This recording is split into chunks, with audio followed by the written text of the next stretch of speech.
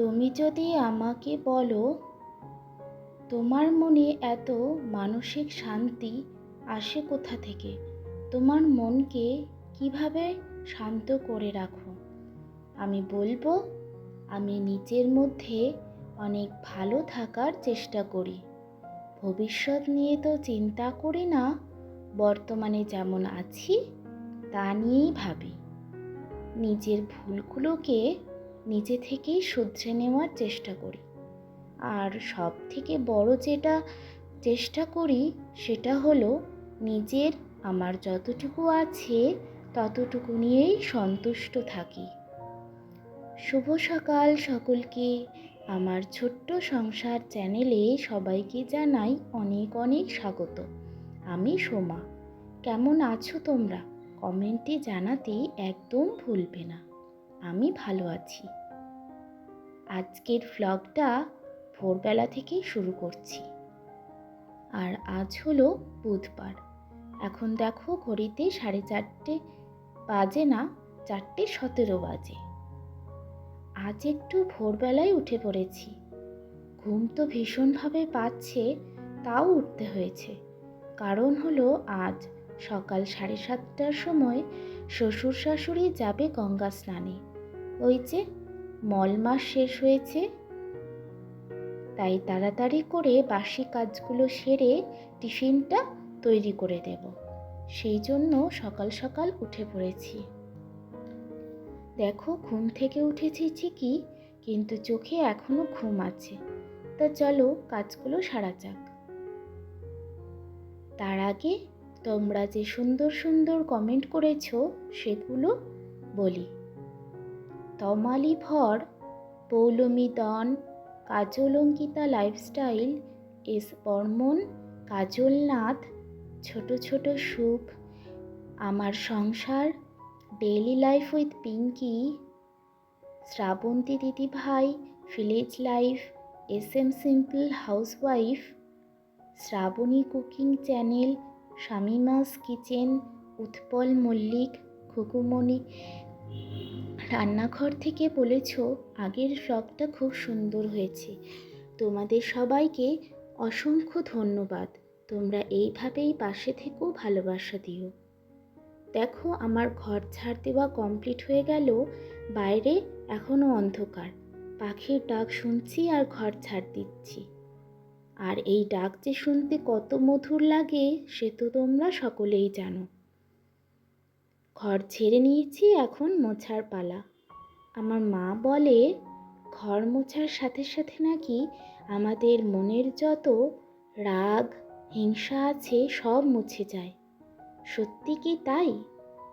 তা যাই হোক, আমার মতে এই ছোট্ট জীবনে কার উপরেই বা রাগ করব, আর কেনই বা রাগ করব, আর রাগ করেই বা কি হবে? কতদিন বাঁচবো আমরা? নিজের সংসারে খুশি মনে প্রতিটা কাজ করব, আর নিজের সাথে সাথে গোটা পরিবারের খেয়াল রাখব। এইটুকুই আমার কাছে অনেক বেশি। আমার এদিকে ঘর মোছা কমপ্লিট হয়ে গেছে, আর এখন বাজে 5:30। আমি এদিকে ফ্রেশ হয়ে চলে এসেছি রুটি বানাতে। ভীষণ তাড়াহুড়ো করছিলাম, আর চোখে তো ঘুম লেগেই আছে। আর দেখতেই পাচ্ছ আমার এদিকে সব কিছু সরঞ্জাম রেডি করে দিচ্ছি রুটি বানানোর জন্য। আটাটা বের করে নিলাম, আটাটা এখন ভালো করে মাখিয়ে নেব। আর তাড়াহুড়ো করছি তো একটু সমস্যা হচ্ছে। কি বলো তো, আমি তাড়াহুড়ো করে না কোনো কাজ করতে পারি না। রুটিটা মাখাবো, আর বানাতে তো আমার কোনো সময় লাগবে না, রুটিটা মাখাতেই যা সময় লাগবে। আর এদিকে আমি রুটি বানাচ্ছি, ততক্ষণে ওদিকে মা বাবা স্নান করে নিচ্ছে, আর ততক্ষণে বাবুও ঘুমোচ্ছে। আমার সেই জন্য কোনো সমস্যা নেই। বাবু ঘুমোলে আমার এদিকে সব কাজ হয়ে যায়, একটু সুবিধা হয়। আর ঘুম থেকে উঠে পড়লে না ওকে সামলাতে গিয়ে কাজ সামলানো একটু ভীষণ কষ্টেরই বলতে পারো হয়ে যায়। তোমরা তো জানো সবাই কি করে সামলাতে হয়, একদিকে সংসার আর একদিকে বাচ্চা। চলো, এদিকে আমার আটাটা গল্প করতে করতে মাখানো হয়ে গেছে। এবার লেচি কেটে নিয়ে রুটি বানিয়ে নেব। আর মাদের জন্য টিফিন করব, সাথে আমরাও দুটো খাবো, সেই জন্য আর দুটো বেশি করেও বানিয়ে ফেললাম। কাজটা আমার এগিয়ে থাকলো, তাড়াতাড়ি হয়ে গেল। না হলে অন্যান্য দিন তো হয় না। দেখো, তাড়াহুড়োতে আমি গ্যাসটাই অন করতে ভুলে গেছি। বুঝতেই পারছো কতটা তাড়াহুড়োতে আছি। তা চলো, এদিকে ঝটপট করে আমি রুটিগুলো বানিয়ে ফেলি।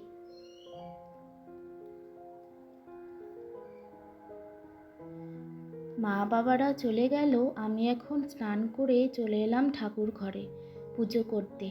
আজকে পুজো করতে আবার বেলাই হয়ে গেল। মা বাবারা গেল 7:30টার সময়, তারপরে এলাম পুজো করতে। বাবু উঠে যদি যায়, সেই জন্য ওকে ঘুম থেকে তুলে রেডি করে খাইয়ে দাইয়ে তারপরে এলাম স্নান করে পুজো করতে। প্রথমে ঘরটা ভালো করে ঝেড়ে নিলাম, ঘরটা ঝেড়ে ভালো করে মুছে নিচ্ছি। আর আজকে পুজো করতে অনেকটাই বেলা হয়ে গেল, যেহেতু দেখো রোদ উঠে গেছে, একটু গরমও লাগছিল। আর আমাদের ঠাকুর ঘরের ওপরটা একটু খোলা, তো বেলা করে পুজো করতে করতে রোদ চলে আসে। তারপরে এদিকে মোছা কমপ্লিট হয়ে গেছে, আমি এদিকে বাসনগুলো মেজে নেব। আর তুলসী তলায় এদিকে জল দিয়ে দিলাম।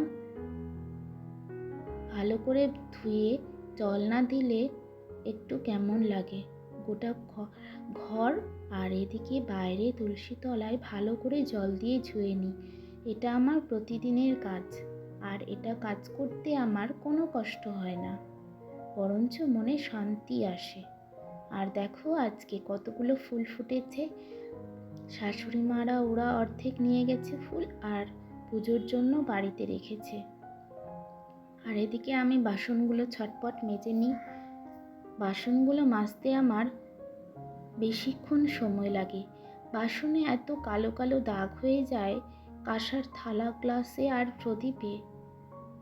তোমরা আমাকে বলো তো, কি করে পরিষ্কার করব এই থালা বাসনগুলো?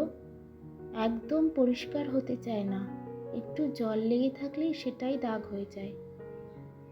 চলো তাহলে বাসনগুলো ভালো করে তাড়াতাড়ি করে মেজে নিই।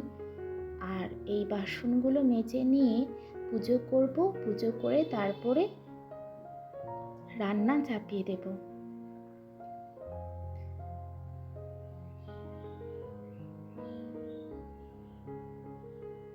আর এই ধূপদানিটা পরিষ্কার করতে যে আমার কি সমস্যা হয়, আমার তো এইটা পরিষ্কার করতে গেলে ভালো করে যদি পরিষ্কার না করি, হাত তো কাটবেই কাটবে।